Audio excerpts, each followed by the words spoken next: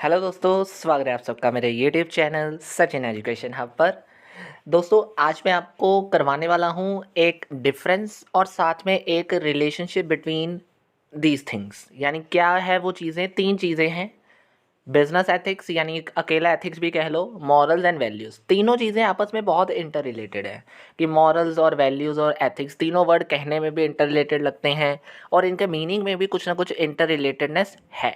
ठीक है, तो उन चीज़ों में एक क्वेश्चन बन जाता है कि इन दोनों में डिफरेंस बताइए पहले तो, मतलब इन तीनों में, और दूसरी बात इन तीनों में रिलेशनशिप बताइए, सिमिलैरिटी बताइए क्या क्या है। तो उन चीज़ों के बारे में आज मैं आपको ये क्वेश्चन कवर अप करवाने वाला हूँ।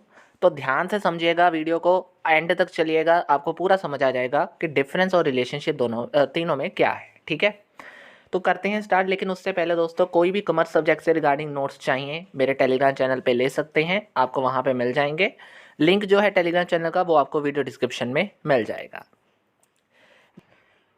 तो देखिए, पहला पॉइंट क्या है दोनों के डिफरेंस के बीच में। सबसे पहले तो देखो जी, एथिक्स आपने बहुत बार पढ़ लिया, मैंने बहुत सारी वीडियो डाल दी हैं। ठीक है, तो वो तो आपको क्लियर होना ही चाहिए कि एक गाइडिंग प्रिंसिपल्स होते हैं जो हमें हेल्प करते हैं ये जानने में क्या सही है और क्या गलत। ठीक है, सही गलत के बीच में। और मतलब सॉरी, क्या अच्छा है बुरा उसमें एथिक्स आ गए, और क्या सही है गलत उसमें मॉरल बिलीव्स आ गए। मतलब मॉरल जो होते हैं ना, मॉरल्स क्या होते हैं, हमारे विश्वास, हमारा बिलीव, एक इंडिविजुअल का बिलीव, एक ग्रुप का बिलीव। वो हमें जब ये बताएं या ये बता करने में कोशिश करें कि क्या सही है और क्या गलत, वो मॉरल्स में आ जाएगा। और क्या मतलब कह लो क्या अच्छा है और क्या बुरा, वो एथिक्स प्रिंसिपल्स के थ्रू हमें पता चल जाएगा। ठीक है, ये तो मीनिंग हो गया। मतलब आप पढ़ सकते हो, देख सकते हो एक बार, belief of the individual to what is wrong, to what is right and wrong, वो मॉरल आ जाता है। ठीक है, और अगर हम बात करें दूसरे केस में, तो उस केस में क्या है, ethics means help the individual and group to decide what is good and bad. तो सिंपल है। ठीक है, दोनों चीज़ें वही बताई मैंने। फिर उसके बाद आता है ये होते क्या हैं। तो गाइडिंग प्रिंसिपल दोनों ही हैं, ये नहीं कि गाइडिंग प्रिंसिपल सिर्फ एथिक्स होते हैं। मॉरल्स भी गाइडिंग प्रिंसिपल होते हैं, लेकिन बेस्ड ऑन द बिलीफ, यानी सेट बाय द ग्रुप। ठीक है, जबकि एथिक्स क्या होते हैं, एक रिस्पॉन्स होता है कि हमने एक सिचुएशन में कैसे हैंडल आउट करना है। जो मॉरल्स हैं वो सिंपल सी बात है, वो हमारे गाइडिंग प्रिंसिपल्स हैं जो हमें मतलब प्रिंसिपल बनाने हैं। सिंपल सी बात है, एक बिलीफ बनाना है कि ये सही है, ये गलत है, ये अच्छा है, ये बुरा है, बात ख़त्म। लेकिन जो एथिक्स होते हैं वो हमें इस कंडीशन में ले आते हैं कि हम रिस्पॉन्स कैसे करें उस सिचुएशन को। ठीक है, थर्ड आता है कि एक सिंपल सा डिफरेंस है, ये आप सिंपल पढ़ सकते हो कि किस किस वर्ड से मॉरल बना है और किस वर्ड से एथिक्स बना है। तो मॉस वर्ड से, जिसका मतलब कस्टम होता है, वो मॉरल वर्ड बना है उसमें से। और एथिकॉस, जिसमें से एथिक्स बना है, उसका मतलब होता है करेक्टर, यानी करेक्टर के ऊपर ध्यान देना। गवर्नड बाय, गवर्नड बाय मतलब किससे वो चीज़ चल रही है। तो जो मॉरल्स होते हैं वो ज़्यादातर सोशल बेस्ड या कल्चरल बेस्ड होते हैं। यानी हमारे बिलीफ और विश्वास जो होते हैं, मतलब जो विश्वास है वो हमारा किसके ऊपर बना होता है, सोसाइटी के ऊपर, कल्चर्स के ऊपर। ठीक है, जबकि जो एथिक्स होते हैं वो इंडिविजुअल या ग्रुप बेस्ड होते हैं, यानी इंडिविजुअल या लीगल बेस्ड। कई बार लीगल एथिक्स आपने समझा होगा, कई बार इंडिविजुअल एथिक्स होंगे, हमारे अपने एथिक्स बने होते हैं, हमारे अपने गाइडिंग्स होते हैं। लेकिन हर एक को इंडिविजुअल करेक्टर के साथ वो डोनेट कर लेते हैं, जबकि लीगली भी क्या होते हैं, एथिक्स होते हैं। अगर मैं इसे उलट ले जाऊँ सोशल और कल्चर नॉर्म्स के ऊपर, तो वो क्या बात आ जाएगी, वो हमारे बिलीफ आ जाएंगे, वो हमारे मॉरल्स आ जाएंगे। ठीक है, डील्स विद, जो अभी हमने ऊपर बात करी, principle of right and wrong और राइट एंड रॉन्ग कंडक्ट। ध्यान से समझो इस चीज़ को, कि जो मॉरल्स होते हैं वो डील करते हैं सिर्फ प्रिंसिपल के बेस के ऊपर, मतलब क्या सही है क्या गलत है, बस उसके ऊपर। अब एथिक्स है क्या सही किया जा रहा है और क्या गलत हो रहा है उसको देखना। बात समझे, मॉरल मतलब सिर्फ उस चीज़ के बारे में जानना या प्रिंसिपल यानी पढ़ना, बात ख़त्म। और करना, करना मतलब कंडक्ट, वो किस में है, दैट इज़ एथिक्स में। ठीक है, क्या सही किया जा रहा है क्या गलत हो रहा है उसको देखना एथिक्स है, या उस चीज़ में ध्यान रखना एथिक है। जबकि सिंपल प्रिंसिपल के बारे में पढ़ना क्या सही गलत है, वो क्या है, मॉरल्स या विश्वास रखना। ठीक है, फिर आता है एप्लीकेबिलिटी इन बिजनेस। मॉरल्स की कोई एप्लीकेबिलिटी बिजनेस में नहीं होती, क्योंकि इसको कोई भी इंडिविजुअल हमारे अपने अपने बिलीफ तो बनते ही रहते हैं, तो ये चीज़ें नहीं मायने रखती बिजनेस में। जबकि एथिक्स होना बहुत ज़रूरी है, क्योंकि उसमें से ही हम एक रिस्पॉन्स जान सकते हैं कि क्या हमने एक स्पेशल सिचुएशन में हैंडल आउट करना है, कैसे हमने आगे बढ़ना है, और किस केस में क्या क्या चीज़ें हमारे सामने एक इंडिविजुअल बिलीफ के बेस पे आ सकती हैं। ठीक है। कंसिस्टेंसी, जो मॉरल्स होते हैं वो अलग अलग होंगे और कल्चर टू कल्चर होंगे, यानी सोसाइटी बेस्ड होते हैं तो सोसाइटी हर एक की अलग अलग होती है, तो उस बेस पे मॉरल्स बहुत अलग होंगे, बिलीव्स अपने अपने होते हैं तो अलग अलग होंगे। जबकि एथिक्स सेम भी हो सकते हैं, क्योंकि वो कह लो कि एक प्रिंसिपल है जो सबको मानना पड़ सकता है, यानी एक कह लो बेस्ड ऑन द इंडिविजुअल और लीगैलिटी। लीगैलिटी मतलब लीगल बेस्ड होती हैं, तो लीगल आपको पता है हर चीज़ सभी के लिए इक्वल है, तो उस केस में वो यूनिफॉर्म होते हैं। ठीक है।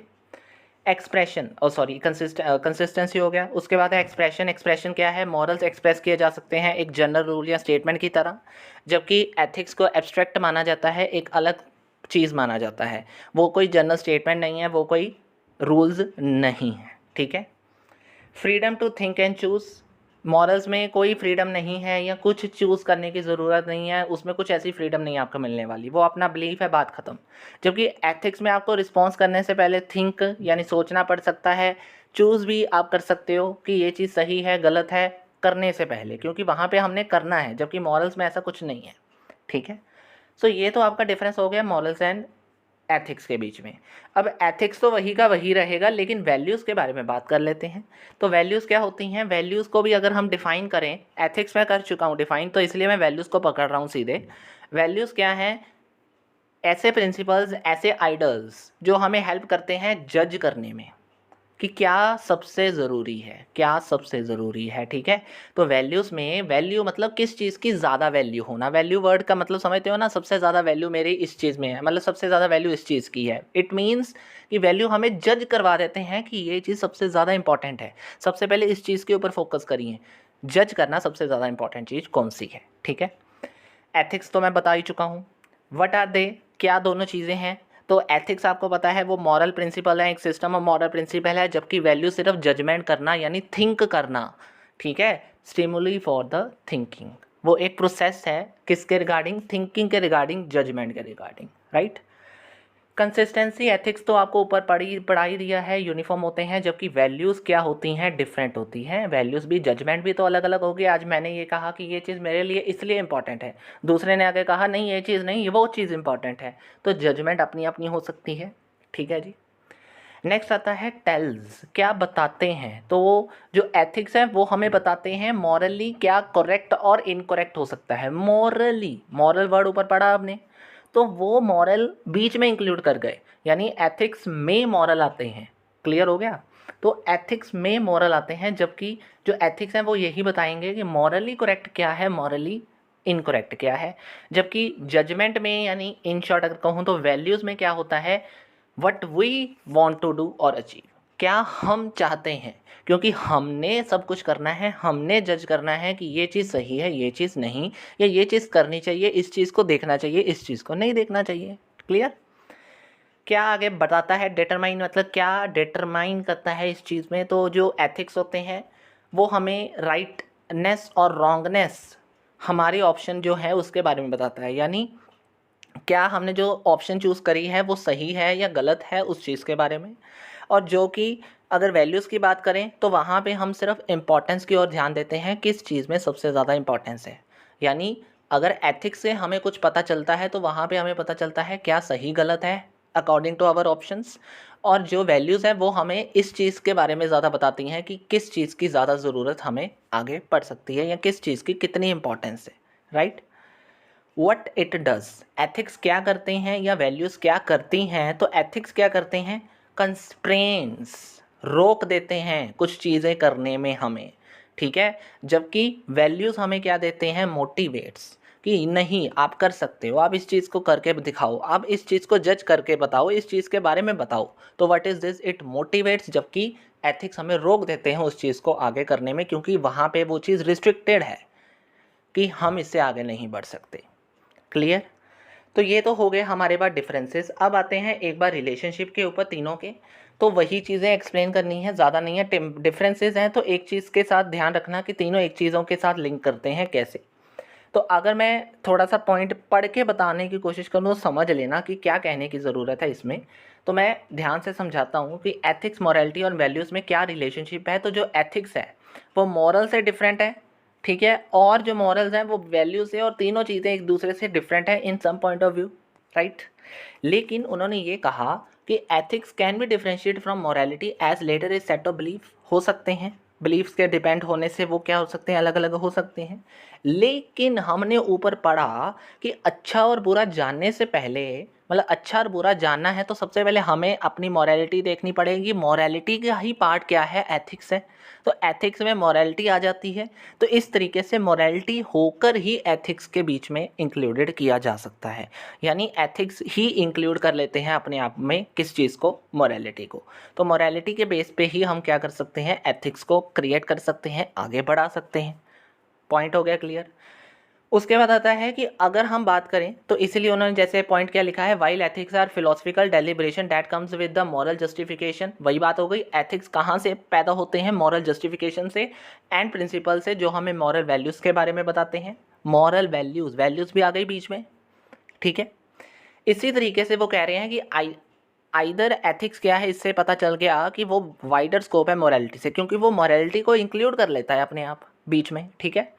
और इसी तरीके से वो कह रहे हैं still the term ethics and morality are often use. इसी चीज़ से हम कह तो सकते हैं कि वो दोनों सेम है और बीच में इंक्लूड कर लेता है, लेकिन उसके बावजूद भी कई चीज़ें ऐसी हैं जिसमें वो इंटरचेंजेबल हैं, अलग अलग जगह पर यूज़ होते हैं, ठीक है। इंटरचेंजेबल का मतलब समझे, यानी मॉरल की जगह पे एथिक्स और एथिक्स की जगह पे मॉरल भी हम कई बार यूज़ कर लेते हैं वर्ड, तो वो इसलिए कह रहे हैं क्योंकि ऑटोमेटिकली एथिक्स में मॉरलिटी आ जाती है। क्लियर। इसके अलावा उन्होंने क्या कहा, अगर हम ये देखें, while morality can limit the scope of human deliberation in determining the goals and means toward the human ends, and ethic on the other hand lay faith in free will of the individual. जो morality है वो human deliberation तक एक रह जाती है, यानी हमारे अपने बिलीफ्स तक ही रह जाती है, जबकि एथिक्स हमें हर चीज़ में पता करवा देते हैं कि हमें क्या करना है।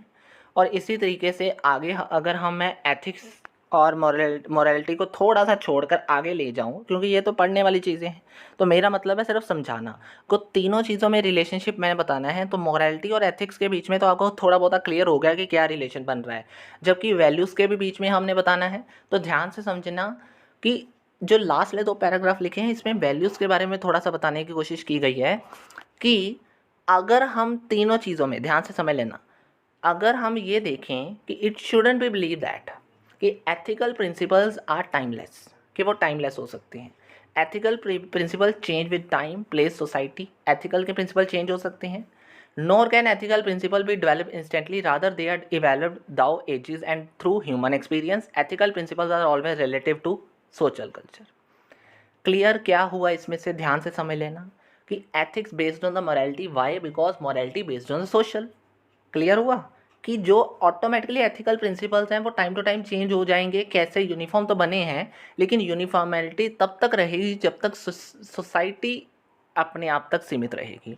अगर सोसाइटी ने बिलीव्स बदल दिए तो ऑटोमेटिकली है मोरालिटी बदल गई, मोरालिटी बदलने से एथिक्स पे इफेक्ट पड़ेगा। तो कहीं ना कहीं ये चीज़ कही गई है कि एथिक्स के जो प्रिंसिपल्स हैं वो टाइमलेस हैं। क्लियर। अब आते हैं, इसके साथ ही वो कहना चाहता है कि that is why behaviour that is scene is inconsistent. इसलिए कहा गया है कि जो बिहेवियर है वो इनकन्सिस्टेंट है, और जो एथिकल प्रिंसिपल्स हैं can be a part of ethics of another society. वो हो सकता है एक सोसाइटी से दूसरी सोसाइटी में भी सेम हो जाएं, जैसे हमने पढ़ा ना यूनिफॉर्म होते हैं तो सेम हो सकते हैं, लेकिन डिफर भी हो सकते हैं। Clear. Therefore ethics are always relative to social culture, relative to social culture. अब इसलिए जो एथिक्स है उनकी वैल्यू बहुत है इन चीज़ों के बीच में, लाइन वही बनी है, वैल्यू की इंपॉर्टेंस इसमें आ गई है।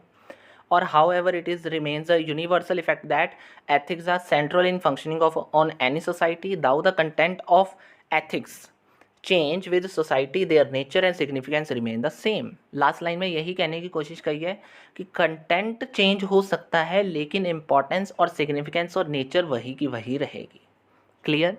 तो इन चीज़ों में आपने पढ़ा होगा कि वैल्यूज़ के बारे में ज़्यादा नहीं बताया, लेकिन ध्यान से समझो, वैल्यूज़ के बारे में नीचे ऊपर बातें करी गई हैं, मॉरल वैल्यूज़, नीचे सोसाइटी कल्चर, ठीक है। उसके साथ साथ उन्होंने कहा कि रिलेटिव टू सोशल कल्चर, तो कहीं ना कहीं फोकस किया जा रहा है जिसमें वैल्यूज़ का मेन रोल आ जाता है।